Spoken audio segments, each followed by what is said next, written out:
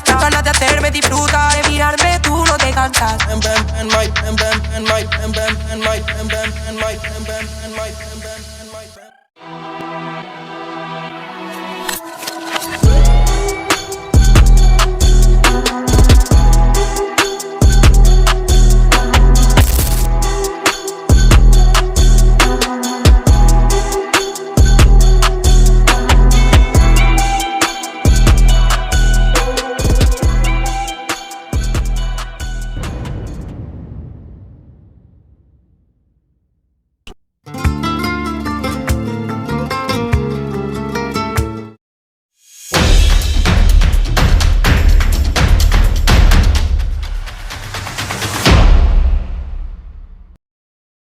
Bueno, buenas tardes, bienvenidos a esta nueva sesión de las Jornadas Culturales de Federación de Peñas.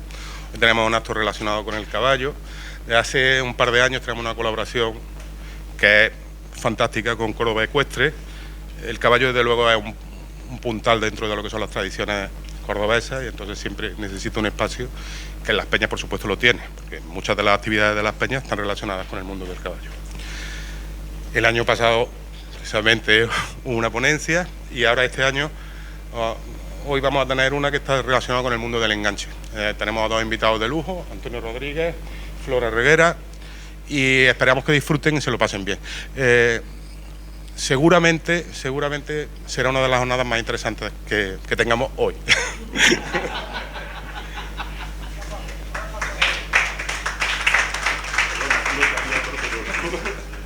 Yo simplemente quiero presentaros a Antonio Gutiérrez y a Flora Reguera, que son, aparte de dos grandes amigos, dos grandes conocedores del enganche, del caballo en general, y coleccionistas de carruajes. Tienen una colección estupenda en guarniciones, tal. Pero fundamentalmente, cuando Rafael Blanco y Juan Serrano me hablaron de al Club de Carruajes que hiciéramos una ponencia o una charla sobre el carruaje, yo, lógicamente, dije, pues ¿con quién cuento? Pues con ellos, que tienen una documentación impresionante, tienen conocimientos de sobra y lo van a hacer pues magníficamente bien. Antonio, pues y tanto Antonio como Flori son jueces nacionales e internacionales de enganche. Antonio es también miembro honorífico del Club de Enganche de Jerez.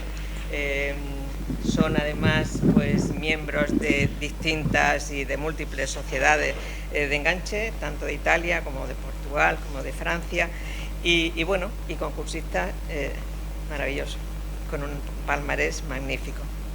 Entonces nos van a adentrar, nos van a pasear desde Roma hasta la actualidad con el enganche y con los caballos, que es lo que realmente nos gusta y con los que nos trae en este momento. Así es que Antonio, Flori, la palabra es vuestra y seguro que nos vaya a sorprender. Ante todo, daros las gracias por invitarnos a esta jornada. Siempre es un placer estar entre amigos y comentar lo poquito que sabemos para así establecer diálogos entre unos y otros. Y creo que, en parte, la ponencia que vamos a hacer hoy os va a defraudar un pelín en cuanto a lo que es enganche, porque nos hemos centrado fundamentalmente en lo que era la Córdoba romana, en su evolución hasta llegar a la época actual. Los enganches pasarán por medio, ¿vale? Bueno, pues sin más dilema, empiezo a contaros cómo aparece el caballo en España. Las primeras imágenes que tenemos de caballos en pinturas sobre las paredes de las cuevas es una representación de caballos que tiene más de 20.000 años y que su presencia está en las cuevas de las Piletas en Málaga. Estos caballos, en esta época, desaparecieron de forma total con el cataclismo que quitó por delante o se llevó por delante a un montón de especies animales.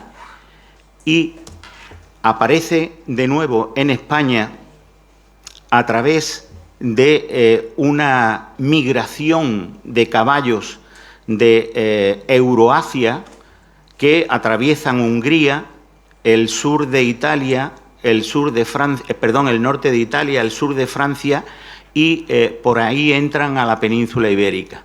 En la península ibérica se centran sobre todo en lo que es la meseta central, y en la meseta central fundamentalmente van a aparecer unos caballos que van a durar hasta la final de la reconquista de España en la guerra entre cristianos y moros, ¿vale? Este caballo, por un lado, es el Asturcón, que es un caballo pequeño, todos conocéis la fiesta de las Rápadas Vestas que se celebra en Galicia. Este tipo de caballo parece que es un caballo medio pony. Tenía una particularidad conjuntamente con otro tipo de caballo, que es el que posteriormente fue a favorecer el periodo de guerras entre cristianos y árabes, pero que en la época romana tuvieron una preponderancia fundamental, ¿vale? Hablaremos un poquito de ello. Por el sur de España aparece un caballo, que es el caballo ibérico. Ese caballo ibérico es introducido por las tribus del norte de África, fundamentalmente los chilaf y los tamasig, que son los númidas para los griegos y romanos, y los bereberes en la Edad Media para los árabes. El caballo al que nos referíamos anteriormente, que tiene una preponderancia fundamental en la historia de España, es el fieldón. El fieldón es un caballo que tiene varios nombres, pero que fundamentalmente aparece, como he dicho antes, en las primeras oleadas migratorias hacia 1700 a.C., y es un caballo que viene desde Hungría. Aparece en las estepas euroasiáticas y es exactamente igual que el Asturcón, lo único que con más talla, ¿vale? El Asturcón es muy pequeñito y este es un poquito más grande, tampoco nos vayamos a creer que eran enormemente grandes. Tanto uno como el otro derivan de unos caballos que son, el origen común es el caballo ario, pero tienen una importancia, la característica fundamental es que tienen el paso portante. El paso portante es la andadura imperfecta, o lo que nosotros llamamos hoy en día la ambladura. Para los que no estáis en el mundo del caballo, la ambladura es que el caballo anda con las manos y el pie a la vez, igual que la jirafa o igual que el dromedario. Sabéis que los caballos actuales andan con una mano y un pie y van en forma diagonal, mientras que estos caballos iban siempre de esa manera, como la jirafa y como el dromedario. Esto hacía que estos caballos fueran muy deseados, digámoslo así, para andar, y también deseados para la competición, ¿vale? Son caballos que fundamentalmente tenían un aprecio enorme los romanos por ellos, porque eran tremendamente veloces, y son los caballos que corrían en el circo romano. Tanto es así que nos creemos que los caballos del circo eran otros, no, eran los fieldones de Hispania. El mayor premio que podía conseguir uno de los participantes en las carreras de Roma era un tronco de caballo de este calibre, ¿vale? Bueno, pues ahora os voy a dejar con Flori, que Flori nos va a hablar de Roma y nos pondremos la corona de laurel. Bueno, comentaros que nosotros esto lo hemos hecho con muchísimo interés de compartirlo con ustedes, por supuesto a través de María Antonia y de Rafa, y que le hemos puesto toda la voluntad del mundo, que hemos buscado, hemos rebuscado y hemos intentado sacar y resumir un tema que es tremendamente largo y extenso. Hemos intentado reducirlo e ir dando pequeñas pinceladas, no extendernos mucho en el tiempo, y de todas maneras, si nos extendemos mucho en el tiempo y a ustedes nos gusta, no tener problema, decirlo y nosotros paramos y cambiamos. Sobre ese particular no hay problema ninguno. Estamos abiertos a los comentarios y a lo que ustedes nos queráis decir, ¿vale? Entonces, comenzamos situando a Córdoba en la aparición en el tercer milenio. Existía un asentamiento turdetano en esta zona, al lado del Guadalquivir, que se dedicaba fundamentalmente a la agricultura y a la minería. En lo que hoy actualmente es el Parque Cruz Conde. Este asentamiento urbano fue entre los siglos IX y el siglo VIII a.C. A través del río tuvieron contacto con diferentes culturas, como fueron los fenicios y fueron los griegos, que comentan que eran unas civilizaciones que eran muy abiertos y que eran simpáticos y estaban abiertos a comerciar y a hablar con ellos, porque estos señores venían buscando las minas de oro, de plata y de cobre. Entonces, vamos andando en el tiempo y ya llegamos al 218, en que España en ese momento está siendo ocupada por Roma. A mediados del siglo II ya se está establecida aquí, a través del pretor Marco Claudio Marcelo, que fundó la colonia latina denominada Córdoba, que estaba a unos 750 metros del Guadalquivir, en el ya citado Parque de la Cruz. En el siglo I a.C. este escenario es decisivo porque nos encontramos con las guerras civiles entre Pompeyo y Julio César. Córdoba en aquella época eran totalmente proclives a Pompeyo y lo apoyaban, porque Roma era una nación eminentemente política. Y entonces, cuando perdió en el norte de África, vino a refugiarse aquí. Entonces, Julio César llegó, sitió la ciudad y al final Julio César ganó. Pero como Córdoba era totalmente partidario de lo que era Pompeyo, Julio César digamos que le dio un tremendo castigo a los cordobeses de aquella época y murieron 20.000 ciudadanos de Córdoba. Entonces Córdoba quedó tremendamente mermada con Julio César, que le estaba dando bastante fuerte, pero después comprobó que era un enclave muy importante, tanto a nivel geográfico como a nivel político, y empezó a favorecer la reconstrucción de Córdoba, fomentando y ayudando a que Córdoba fuera mejorando. Una vez que Julio César pasa a la historia, entra el mayor promotor de Córdoba, que era el emperador Augusto. Augusto estuvo por esta zona, le gustó el enclave y promovió que Córdoba fuera una segunda imagen de Roma. Entonces, esa segunda imagen de Roma lo hizo a través de que se trajo aquí al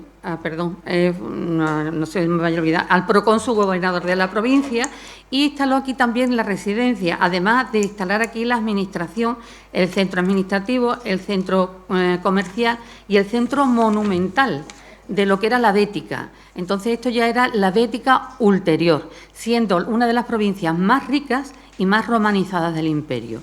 Los cordobeses estaban muy proclives y se identificaron mucho con los romanos. Entonces, al tener toda esta situación sociopolítica, Augusto nombra a Córdoba colonia patricia.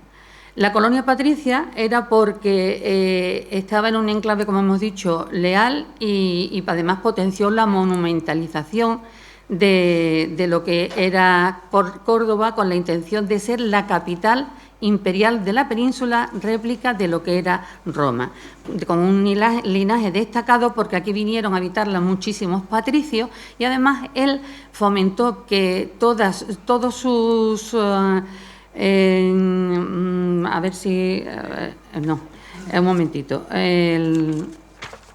Él dio dote a todos los militares que habían trabajado con él, y la dote fue tierras aquí en Córdoba. Entonces se potenció muchísimo como colonia patricia, y después lo que hicieron es que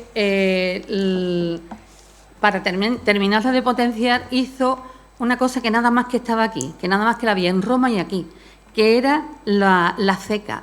La ceca era una fábrica de moneda que nada más que existía aquí en Córdoba y en Roma, nada más que existía, y que además acuñó moneda propia, en la que ponía que el título era Colonia Patricia en las monedas, y emitió todo tipo de moneda, todo tipo. Eso, el motivo de nombrarla es para ver la importancia que Córdoba ha tenido siempre en lo que es el mundo romano y posteriormente.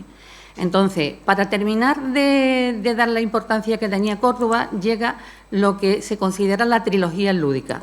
¿Por qué la trilogía lúdica?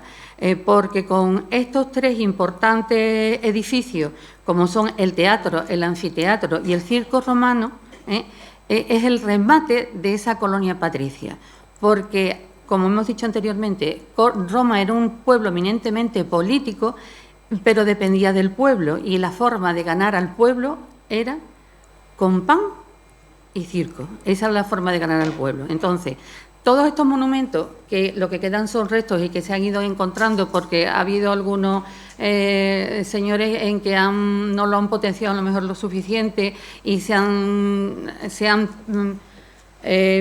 privilegiado más a otras formaciones y a otras edificaciones, mermando a lo que es esto, pues se han ido perdiendo, pero estaban situadas como lo hemos visto ahí.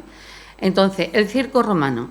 El circo romano era el circo, llegó a ser el segundo del imperio, pero no por tamaño, porque en España había 24 circos romanos. No por el tamaño, sino por los importantes eventos que se celebraban en él.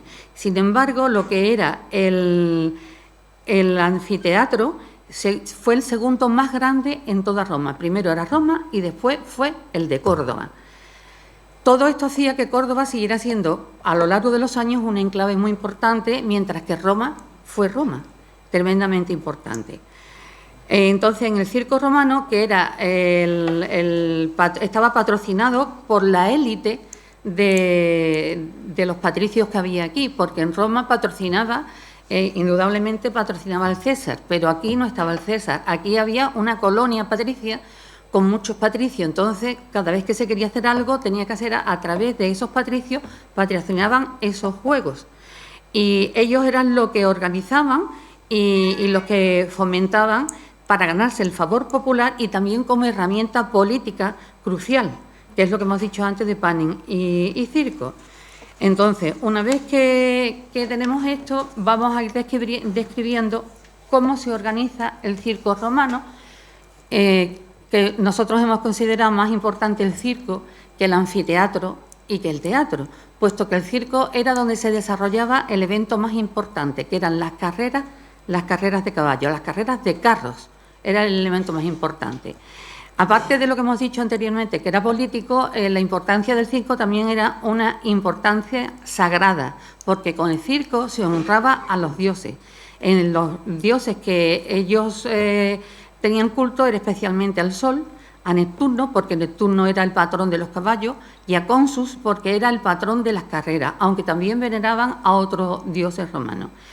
Antes de empezar lo que es las carreras, siempre había una procesión solemne con las imágenes de los dioses que iban delante de todos los participantes, y por eso de esta manera vinculaban el circo también con la religiosidad.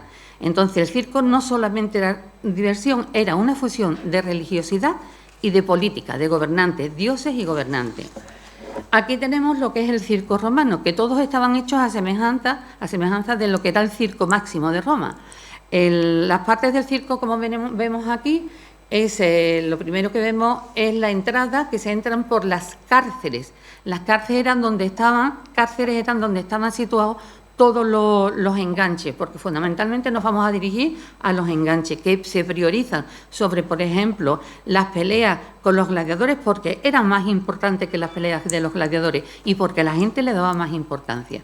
Entonces, por ahí era por donde entraban todos los enganches de viga, de triga, de cuadriga, todos entraban por ahí.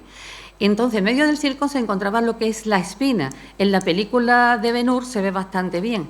En la espina dividía en lo que es la pista del circo, la dividía en dos.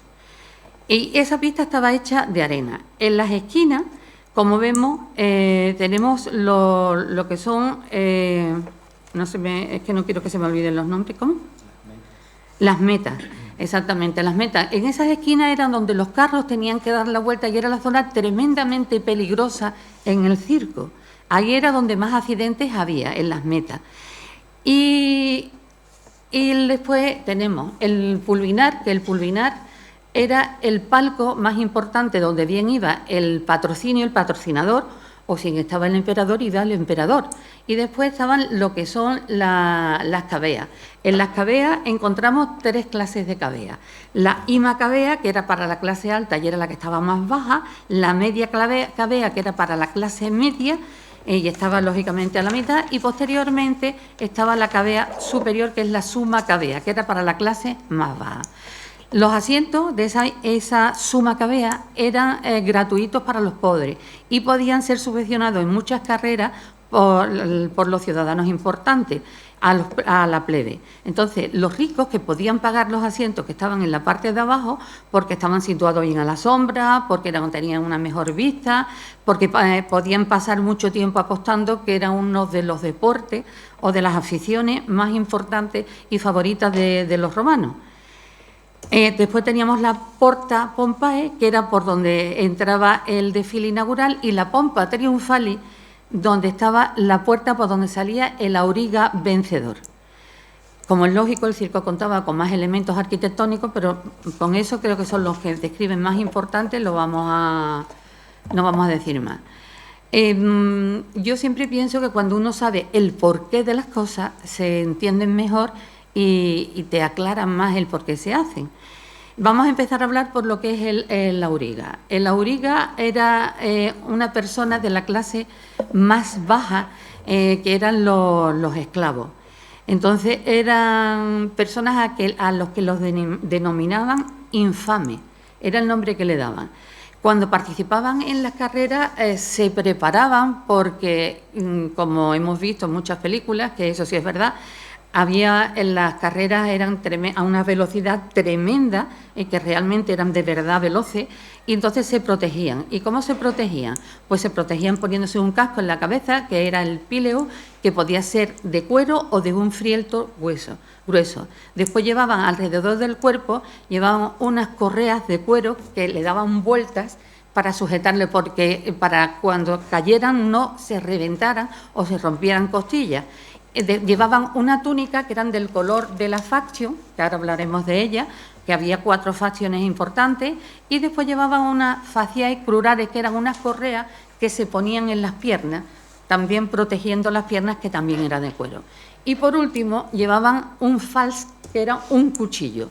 Ese cuchillo era tremendamente importante en las carreras, porque las riendas normalmente no la llevaban en las manos, las riendas las llevaban sujetas alrededor de la cintura con varias vueltas, de manera que las manos se le quedaban libres.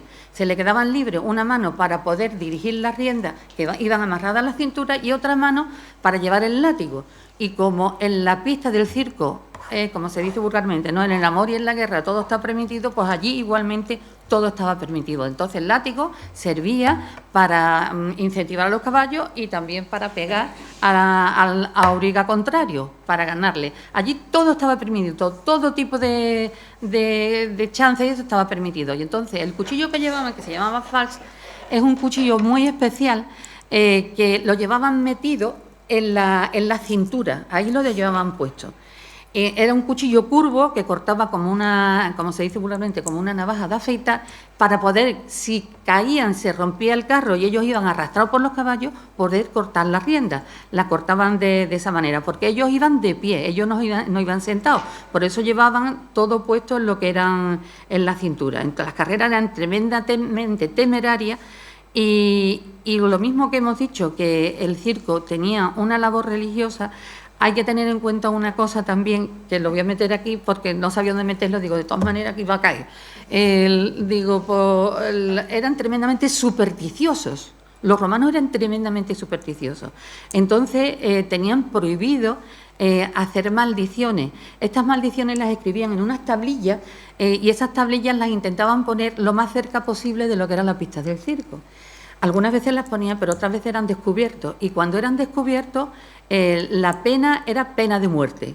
Y además se ejecutaba y se cumplía la pena de muerte, esas tablillas. Hubo más de una auriga que, intentando fastidiar al otro y ponerle una maldición, los cogieron y los mataron. Y hubo también una familia que el padre educó a los hijos en eso y también dijeron que hacían brujería y también los mataron, porque es que en eso los romanos lo llevaban a rajatabla. La pena de muerte era totalmente a rajatabla. Entonces, dentro de la familia cuadrigaria había un escalafón. Aquí esta diapositiva está puesta porque aquí es donde mejor se ve cómo llevaban las riendas, aunque sean niños y lleven dos aves, cómo iban las riendas amarradas a la cintura. Ese es el motivo de ponerla, no es otro. Entonces, en la familia cuadrigaria había un escalafón. El primero se llamaba Rudis Auriga, que era el conductor más inexperto que estaba comenzando la carrera en la Factio, que se llamaba. Después estaba el siguiente Auriga, era el cochero menos cualificado por encima del Rudis Auriga. A continuación tenemos al Vigarius, que conducía coches o vigaes, que eran carros de 2 caballos.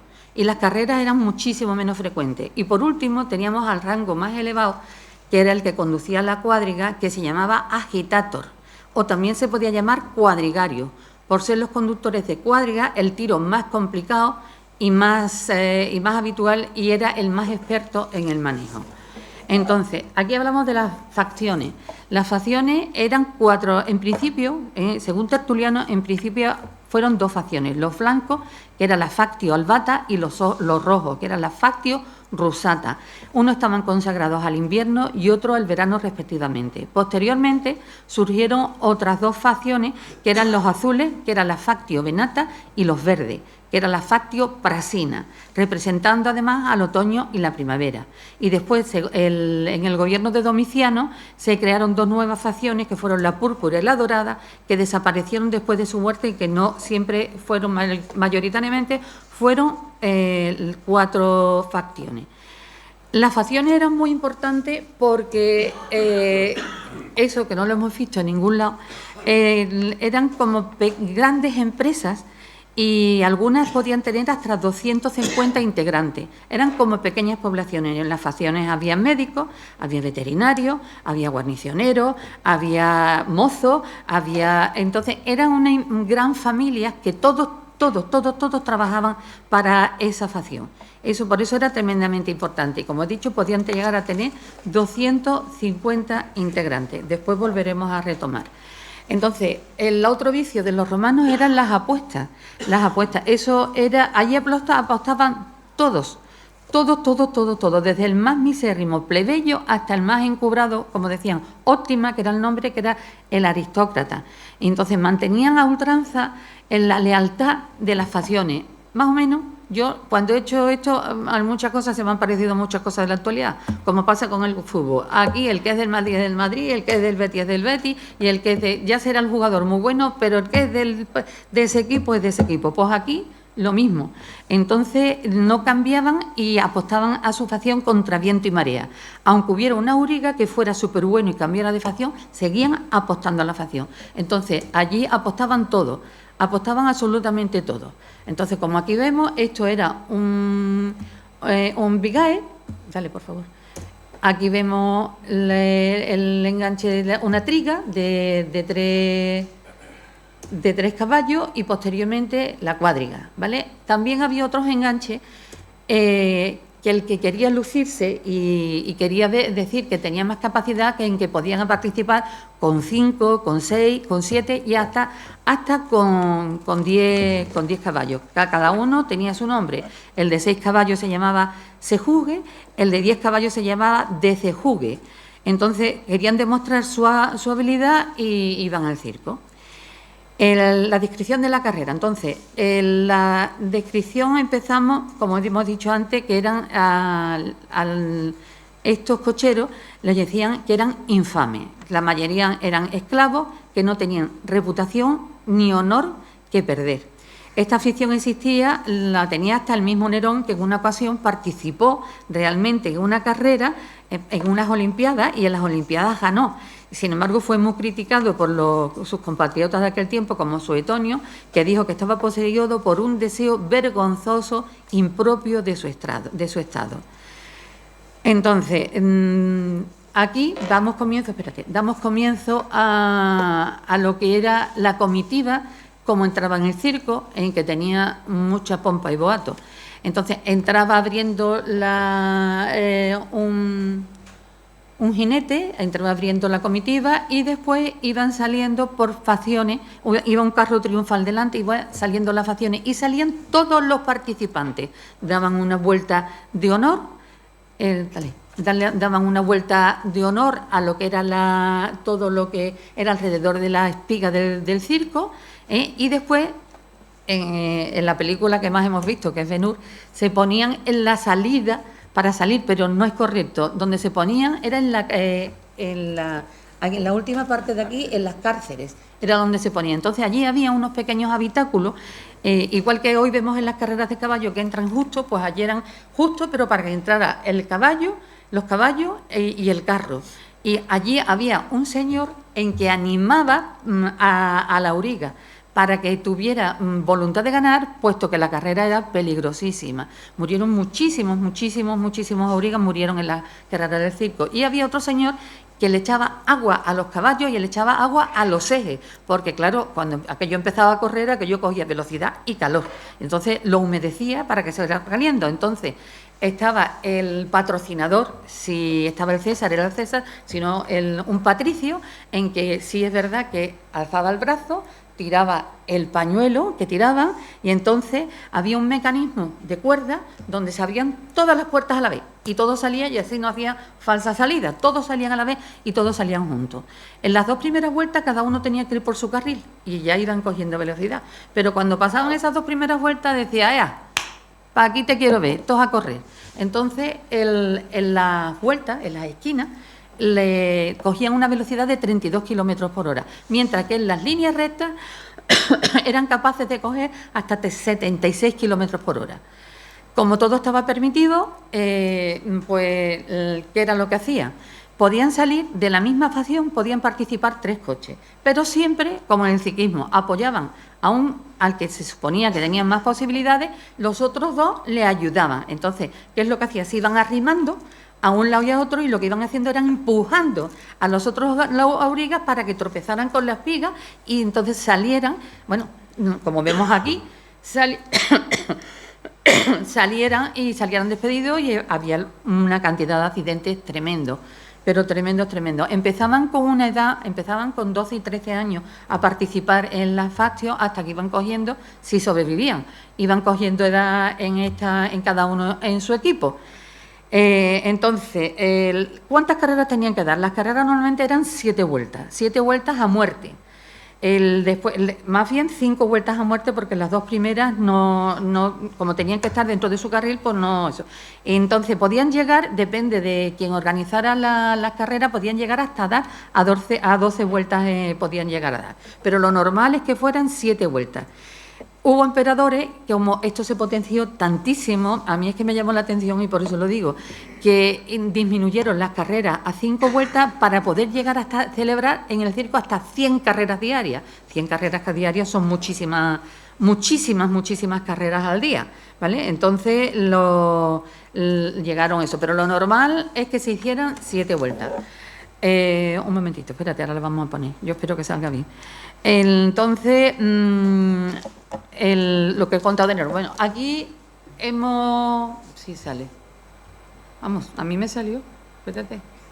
Es que esto lo he puesto yo, que yo no soy una experta en eso. Entonces, como no le daba tiempo a mi experta, lo he puesto yo. Y yo lo probé y salía. El resumen de todo lo que acaba de decir lo íbamos a ver ahora, que creo que no. Lo íbamos a ver ahora en un... Espérate. Un momentito. A ver si sale. Es que este ordenador es un poquito lento. A ver si sale, a ver si lo consigo poner.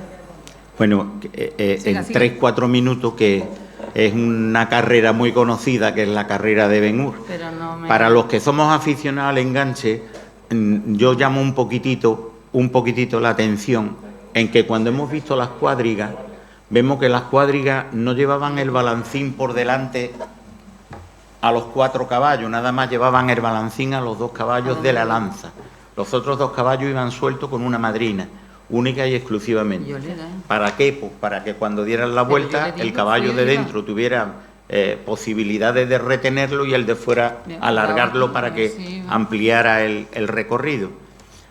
Pero bueno, son pequeños detallitos que... Pues lo siento, porque yo, que soy una ignorante de la informática, no lo he puesto bien. Bueno, pues Así que- ustedes habéis visto toda la película Ben-Hur. De Ben-Hur. Os la Si imagináis. conseguimos después ponerla, la pongo aunque sea Os la de... imagináis si no la ponemos al final. Bueno, entonces, como ya hemos comentado, los aurigos más importantes fueron hombres que fueron capaces de levantar pasiones en el circo.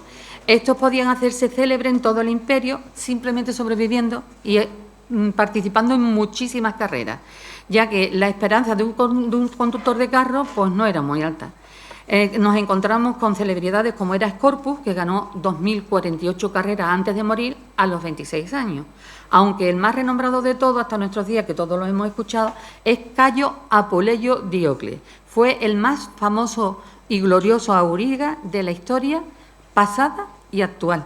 Porque si este señor ahora tuviera que cobrar en proporción a lo que cobraba antes, cobró y ganó muchísimo más que las mayores figuras del fútbol que tenemos ahora sobre el terreno.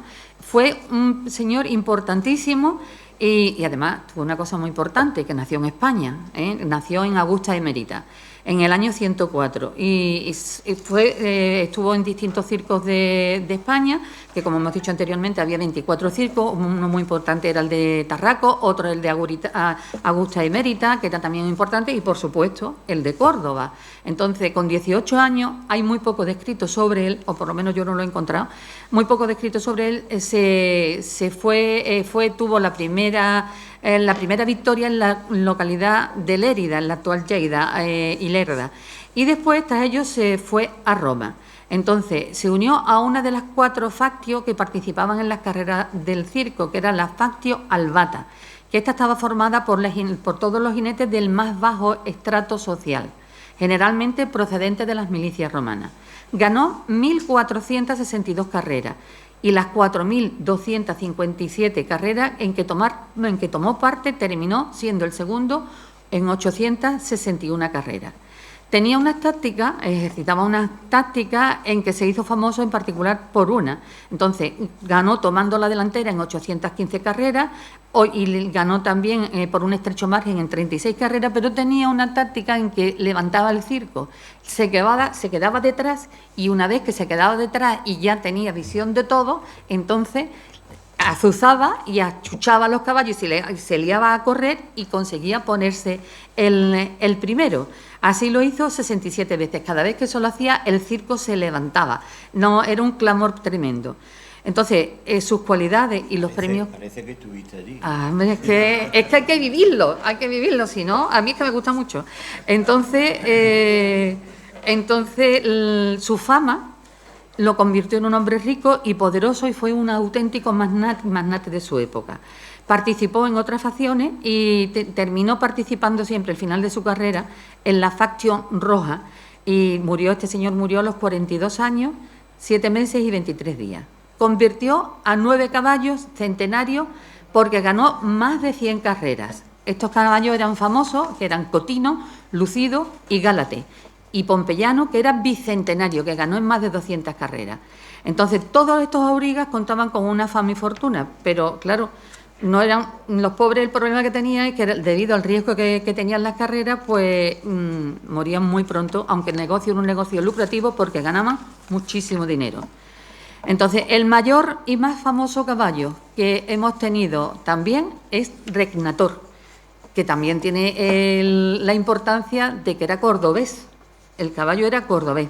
Era de una ganadería cordobesa en el que no tampoco he conseguido encontrar el nombre porque no nombran, y no solamente no lo he encontrado yo, sino que pone que no está descrito en muchísimos sitios y que entonces no se encuentra.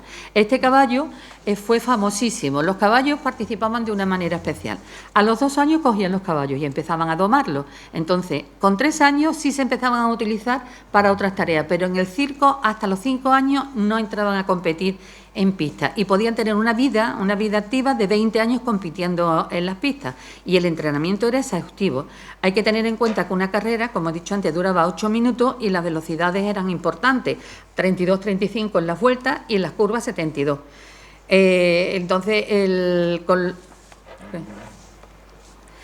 en la recta el agitator, que era el máximo auriga o cuadrigario, pues azuzaba y como los conocía, ayudaba en fuerza y resistencia a los caballos e intentaba siempre todo el mundo ganar. En el equipo el caballo más importante se llamaba Introigus.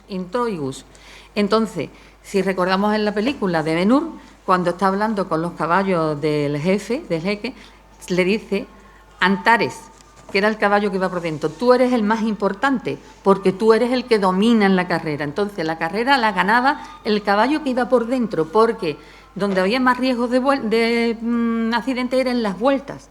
Entonces, él era el que tenía que aguantar a los otros caballos para que el carro no saliera despedido. Y había también otra cosa muy importante en esas vueltas, que había aurigas en que aprendían a no derrapar en las vueltas, sino que conseguían coger las vueltas manteniéndose en el sitio, sabían reducir y entrar, porque el problema era el derrapar en las vueltas. Eso daba pie a que el carro girara, porque como eran unos carros con muy poca estabilidad, tenían mucho riesgo de girar y caerse. Entonces, en esa época, en esta zona de Córdoba, había muchos terratenientes que se dedicaron a la cría de caballos, porque los caballos de Hispania eran famosos en el mundo de Roma y salieron muchísimos caballos, tremendamente muchos. Igual que salió mucho aceite, también salieron muchos caballos. Entonces, eran famosos los caballos de la Bética, como por ejemplo Salustio, que también están nombrados, que se han encontrado en muchas... ahora no me sale, de estos que son de cuadritos, mosaico, que no me sale, en muchos mosaicos, como Salustio, Mesala, Pautrinio, Perpetuo, todos eran animales que eran de Córdoba y que tenían fama de veloces. Entonces, estos animales llegaban a Roma y iban directamente a la factio del Circo Máximo, de allí de Roma. Las razas favoritas eran las razas Tour, como ha dicho Antonio anteriormente, porque aunque eran caballos pequeños, eran caballos tremendamente fuertes y resistentes. La galaica, y también la denominaban otra, que era la lusitana.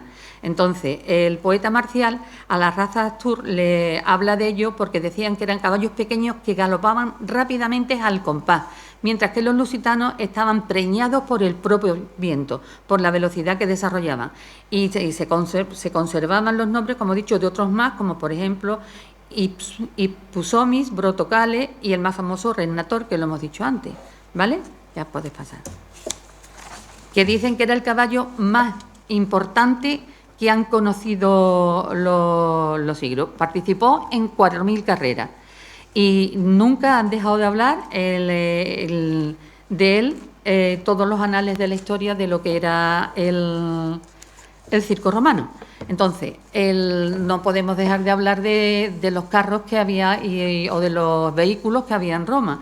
En Roma había muchos vehículos que habían sido asimilados de otras culturas anteriores, porque Roma absorbía lo que le consideraba que era importante de otros imperios. Y entonces habían ido absorbiendo y tenían, como vemos aquí, el plastrum, el serracum, el carrus, la pleustra, el vena y el plastrum maius. Normalmente casi ninguno llevaba caballo, lo que llevaban eran o mulos o bueyes, y se dividían, los había de 2 ruedas y de 4 ruedas. Estos eran los dedicados al transporte de mercancía, y los que se dedicaban a viajar con pasajeros se llamaban el cisium, el sedum, el carpetum, la raeda, el petorritum, el pilentum y la carruca. Lo mismo, había de 2 y de 4 ruedas. Sí tenían una cosa curiosa, que era la arcera. La arcera era una ambulancia romana que sobresalía porque era el único carro romano que tenía suspensión. Los demás carros ninguno tenía suspensión, que tenían unas correas de cuero que iban a la caja para que cuando llevaran al enfermo tuviera el menor movimiento posible. Y eso era una verdadera innovación tecnológica en esos tiempos. El currus era el carro por excelencia de las carreras y de la guerra. Entonces, en los carros también, indudablemente en función de los caballos que llevaban, pues tenían que tener la adaptación del carro. Había curros para vigas, había curros para trigas y había curros tirados por 4 caballos, que cada uno tenía su acondicionamiento, puesto que las lanzas tenían que ir puestas de una manera o de otra. como vemos ahí. Entonces, yo ya estoy terminando, ¿no? Espero no que no os parezca. Entonces, tenemos que contar con otra cosa que tampoco hemos contado, que son los establos. Si había unos 295 integrantes en las Fastion, para haber ese volumen de carrera hay que tener en cuenta que algunas Fastion tenían que llegar a tener hasta 800 caballos. Aunque parezca mentira, llegaban a tener 800 caballos. Entonces, claro, ¿qué es lo que pasaba? Que lo que son los establos tenían que estar cerca de lo que era el circo, porque si no, no podían mantener agilidad y rapidez a la hora de poder incorporarse a las carreras. Entonces, ellos importaban los caballos, como hemos dicho, y también los criaban. Y para mantener el negocio, porque este negocio era un negocio tremendamente lucrativo. Ganaban muchísimo dinero, pero muchísimo dinero. Tanto dinero ganó y tan importante fue el dinero que movía el circo y las carreras del circo, que llegó el momento que el gobierno dijo: aquí se gana mucho dinero. ¿Qué es lo que pasa? El gobierno, pues me quedo con las Fastion, con las carreras, y me lo quedo con todo. Y el dinero lo gano yo. Eso también nos pasa de vez en cuando ahora. Entonces, el gobierno, pues, se convirtió el negocio en un negocio de tremenda envergadura, y en el Imperio tardío movían tales cantidades de dinero que fue absorbido por el gobierno, pasando a ser dirigida por funcionarios que se llamaban fastionarios. Hacia el siglo V y el siglo VI, la afición de las carreras fue decayendo. ¿Por qué? Porque Roma se había convertido al cristianismo.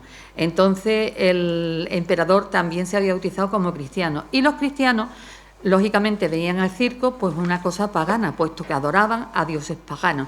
Por lo tanto, no eran partidarios de las carreras. Entonces, cada vez que el cristianismo se fue incluyendo más en la vida de Roma, pues las carreras fueron decayendo hasta que desaparecieron en los espectáculos.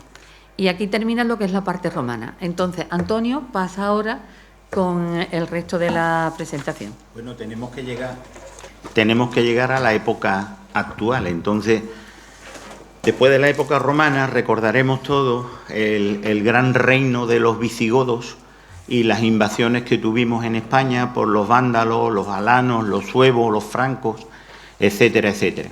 Yo quiero hacer especial hincapié otra vez en el caballo, el fieldón. El fieldón, feldón, caldón, tieldón, tielco o tieldo, introducido por un pueblo indoeuropeo denominado protocelta, originario de las estepas euroasiáticas, aparece sobre 1700 a.C. Hemos hablado antes de cómo fue la migración y cuál era la característica fundamental de su ambladura. Este caballo empieza a ser importante para los visigodos que se dedican a criarlos de nuevo y a mantener su cría, porque en determinadas batallas, como en la de Adrianópolis, pues la caballería tuvo un papel fundamental. Tenemos que tener en cuenta que en estos tiempos todavía no se utilizaban los estribos. Los caballos, normalmente, las bridas iban amarradas a la cintura, igual que en las cuadrigas y en las carreras de circo, para poder mantener en la mano la lanza o la espada y en la otra el escudo. Y se dominaban pues con las rodillas y con las piernas, lo que quiere decir que de vez en cuando algún caballo habría que irlo a recoger a Roma.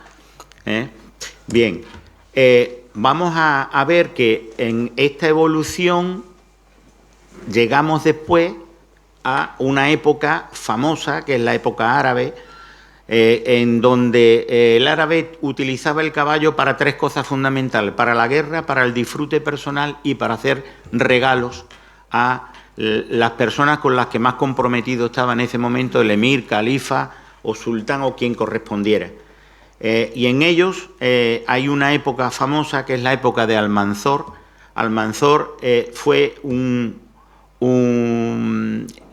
emir o califa de Córdoba, que tenía una yeguada que es la yeguada Almada, en donde llegó a disponer de más de 3.000 yeguas y de 100 sementales. Imaginaros la cantidad de caballos que se utilizaban antiguamente para la guerra. En la Reconquista aparece un caballo que es el caballo castellano-leonés. no es ni más ni menos que el fieldón. El fieldón que en un determinado momento parece que aumenta un poco más de estatura y que es el caballo que va a perdurar hasta el final de la Reconquista. Digamos, criaba fundamentalmente en una yeguada que estaba en Picos de Europa y que se llamaba la yeguada de Valdeburón.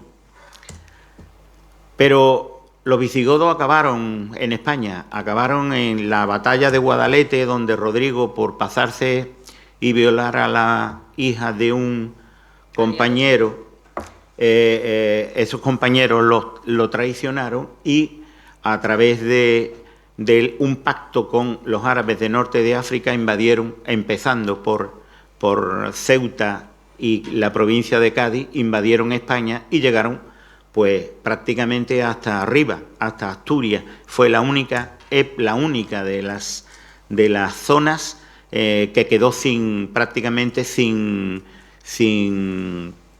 conquistar. El legado del caballo andalusí, que es el caballo que utilizaban los árabes, ¿por qué lo utilizaban? Lo utilizaban porque mejoraba la raza, porque tenían un uso militar y táctico que después vamos a ver fundamentalmente, porque eran caballos elegantes, no eran los caballos pesados que estábamos acostumbrados a ver, porque fueron caballos que necesitaban cuidados, pero no tantos, y porque eran caballos que mostraban un arte y una cultura ecuestre bastante importante. El caballo árabe como tal, caballo árabe, solo quedaba destinado para los sultanes, los emires, los califas, etcétera, etcétera. Entonces, en la península ibérica, durante la Edad Media, se produce el enfrentamiento de dos grandes religiones, dos grandes culturas, dos tácticas de guerra totalmente distintas, dos caballerías y dos tipos de caballos. Por un lado, los cristianos, por otro lado, los musulmanes.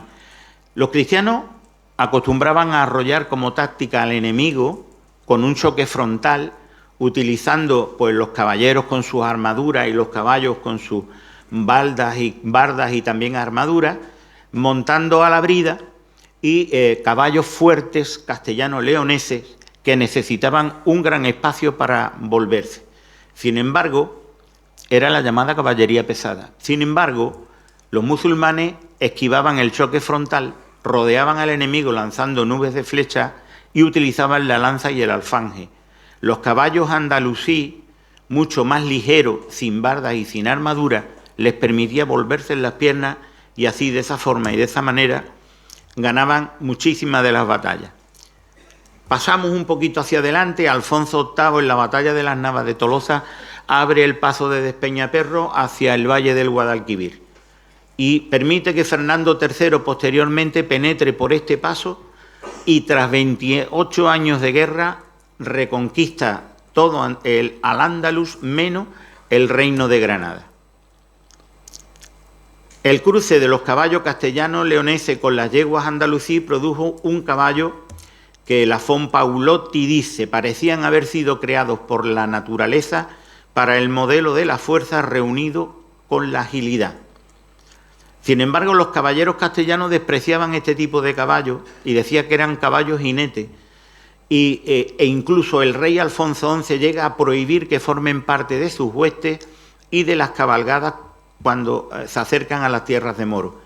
Posteriormente, estos caballos que ellos no quieren pasarían a llamarse caballos andaluces.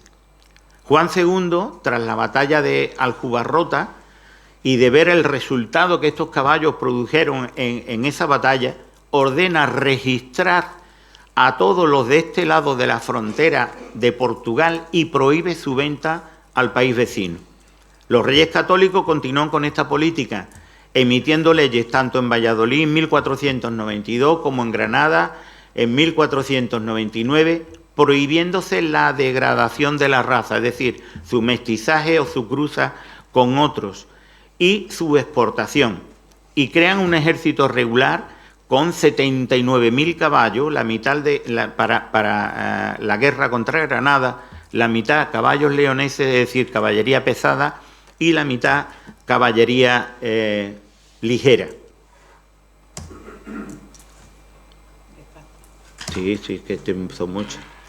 Sin embargo, los Reyes Católicos prohibieron la exportación de ese tipo de caballos, pero estábamos en la época de las cruzadas y algunos caballeros, pues, evidentemente llevaban caballos de ese calibre y lo utilizaron, pues, para mejorar las razas tanto en Francia como en Inglaterra.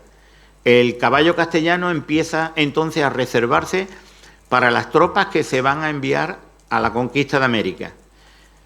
Durante este periodo de reinado de los Austrias, el caballo andaluz llega a ser el rey o el modelo del caballo de guerra. Tenemos un escrito de Ramón de Humada y Centurión que dice: a esta bella raza que brilló en todo su esplendor en tiempo del señor rey don Felipe II, debe España la nombradía de sus caballos en la edad moderna. El caballo andaluz ha ennoblecido las yeguadas de Europa y las naciones codiciaban este hermoso animal como el tipo mejorado. Caballo estimado por su inteligencia, su firmeza, su energía, flexibilidad, y caballo, en fin, del que se decía el duque de Newcastle, que es el más hermoso, el más a propósito de todos para ser retratado por un curioso pincel o para que lo monte un soberano cuando su gloria y majestad se presenta al pueblo.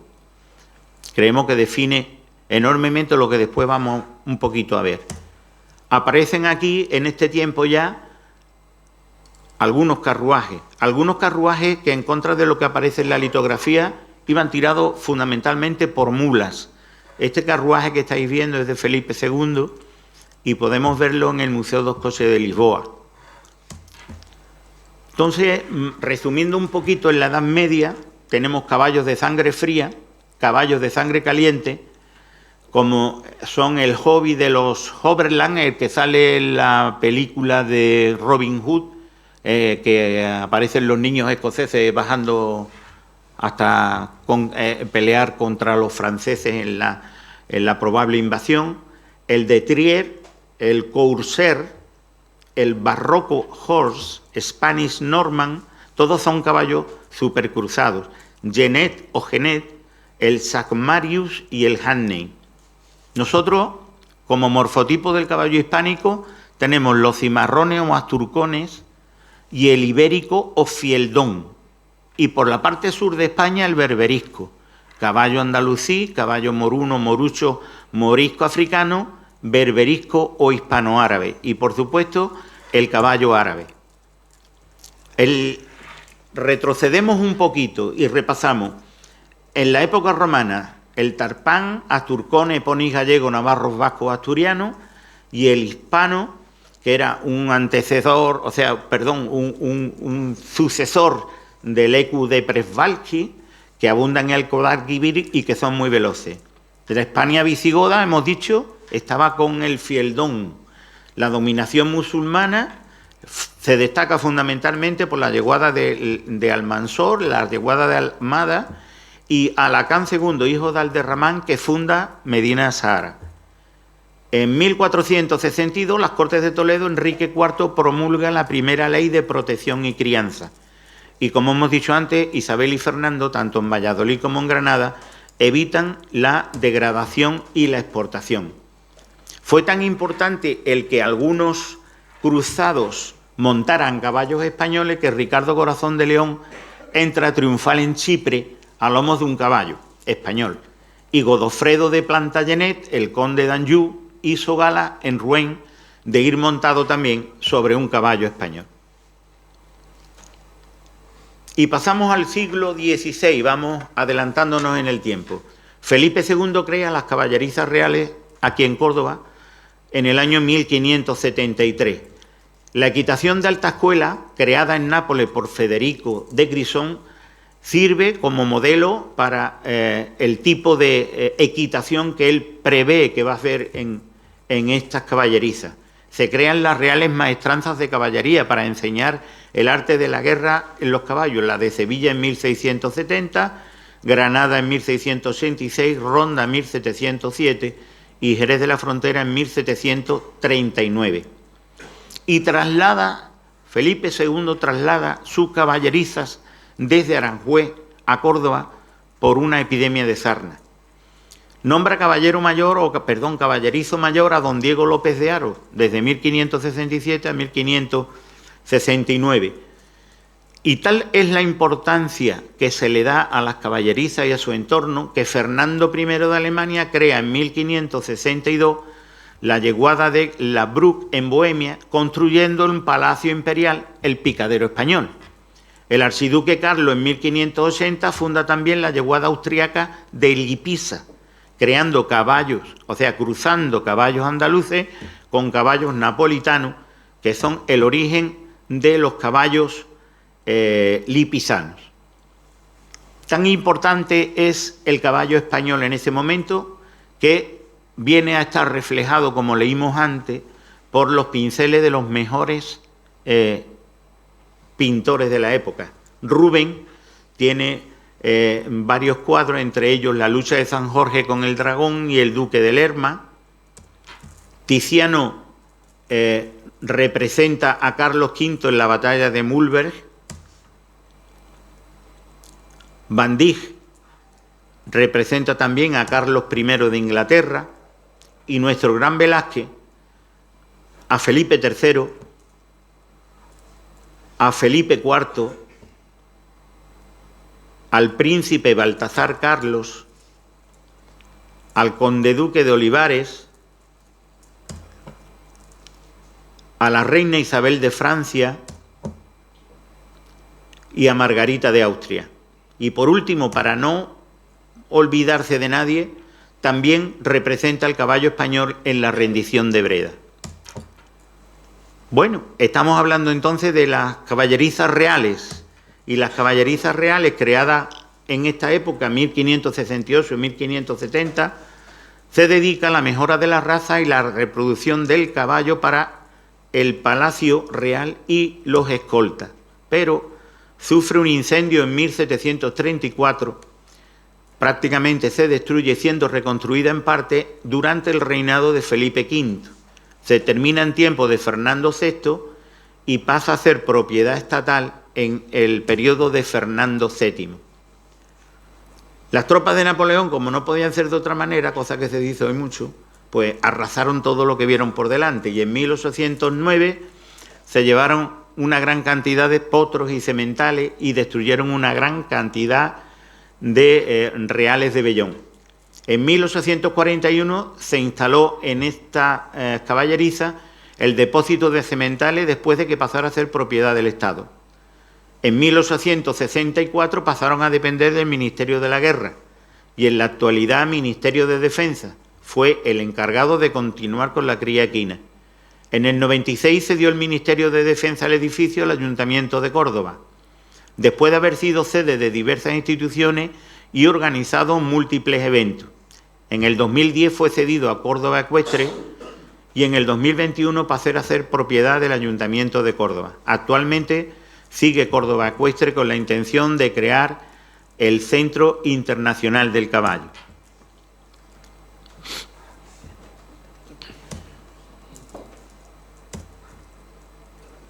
Bueno, vamos a recuperar un poquito del carruaje.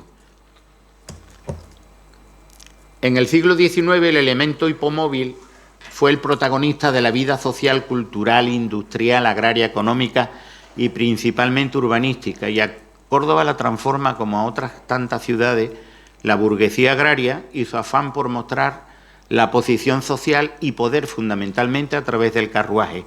El carruaje siempre ha sido un elemento de ostentación, de decir, tengo más que el que tengo al lado.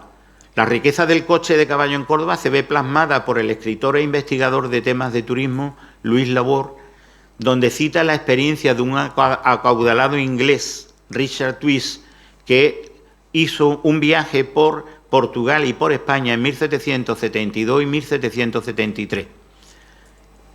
Dice textualmente: nunca vi más lujosos carruajes en toda España, se está refiriendo a Córdoba, carrozas o faetones recientemente fabricados en Inglaterra y muchos procedentes de París, donde tuve la oportunidad de verlos tirados a todos por 4 o 6 caballos grises, serían tordos, de largas colas y vistiendo todos los lacayos libreas bordadas en oro y plata.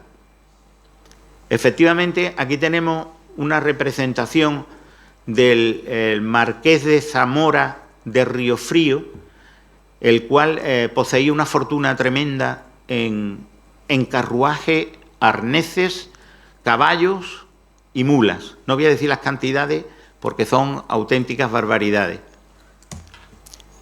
Tenemos aquí la portada de Richard Twist, en donde a la vez podemos ver dos carruajes ya del siglo XIX, en donde estamos viendo la elegancia de lo que quieren manifestar sus dueños. En el de arriba a la izquierda estamos viendo un tronco con los lacayos vestidos de gala, y en el de la derecha abajo estamos viendo una especie de... lo diré. A ver. Un coupé, ya está, coupé. Un coupé de uso privado, en donde están ayudando a la señora a salir del carruaje. A mí también se me olvidan cosas, ¿eh? Bueno, en esta época ya empiezan a destacar guarnicioneros aquí en esta zona, como son Antonio Ruiz y Francisco López. ¿Perdón? Y Juan Gómez, efectivamente, y Juan Gómez. Bueno, pues incluso en un periódico de la Alborada de esta zona se refieren a que me voy poniendo grande, es decir, el carruaje en esta ciudad va engrandeciéndose. Tanto es así que algunos señores utilizan sus carruajes para grandes eventos, como en este caso la llegada del príncipe Muley Albás con el general O'Donnell para firmar la paz de la guerra de Marruecos. Se dio este carruaje, el referido antes Marqués de Zamora. Aquí vemos determinadas construcciones en esta Córdoba, donde hay constructores de coches, los que hemos representado ahí en la imagen de abajo, e incluso, como anteriormente he dicho, esta es la entrada de Isabel II, también cedido por un carruaje de algunos de los patrocinadores de este evento. Córdoba, un carruaje en 1900. Y no podemos olvidarnos de una familia quinta generación dedicada al carruaje en Córdoba, que es la familia Matapal, ¿vale? El resurgimiento, él ha hecho todo lo que tenía que hacer, por desgracia ya no lo tenemos con nosotros, pero nos queda enormemente su recuerdo, que es importante. En 1990 hay un resurgimiento especial del carruaje en Córdoba, patrocinado unas veces por la feria, otras veces porque se crean los clubes de enganche. Y destacamos José Reche, Juan Roble y Pedro Mata. Hoy tenemos aquí también entre nosotros a un magnífico auriga, como es Pepe Barranco.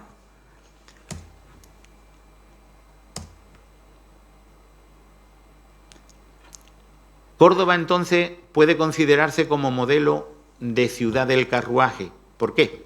Porque ha mantenido una tradición de siglo que la aristocracia cordobesa tuvo en la corte, porque ha mantenido un dinamismo de la economía cordobesa en el siglo XVI, porque proliferaron las artes suntuarias y creaciones de las caballerizas reales, y porque mantiene una actividad en la actualidad con la creación de varios clubes de enganche que cubren todo el espectro del carruaje, tanto en el terreno deportivo como en el terreno de la tradición. Evidentemente, vamos a ver algunos ejemplos. No he querido poner para que nadie se sienta ofendido. Entonces, nada más que he puesto a María Antonia como presidenta del club, ¿vale? Bien, y para que veáis la importancia que tiene Córdoba, con unos magníficos carteles de presentación de todos sus concursos, he puesto aquí algunos de ellos. En definitiva, Córdoba es una de las ciudades más emblemáticas tanto de Andalucía como de España. Es más, es un auténtico museo al aire libre que refleja su historia, su glorioso pasado y todo el legado que ese pasado nos dejó.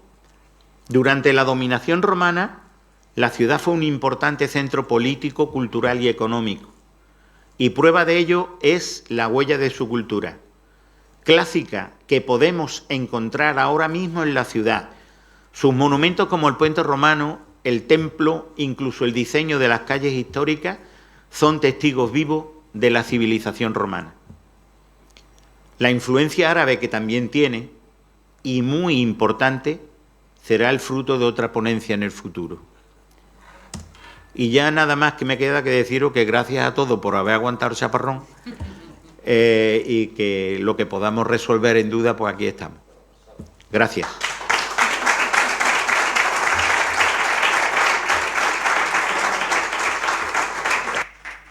Voy a pasar el micrófono a Juan, que no quiere nunca que se lo pase, para que cierre la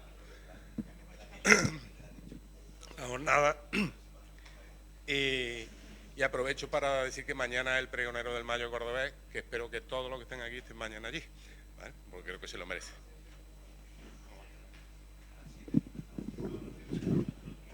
Bueno, voy a hablar poco para que no me quede sin más para mañana.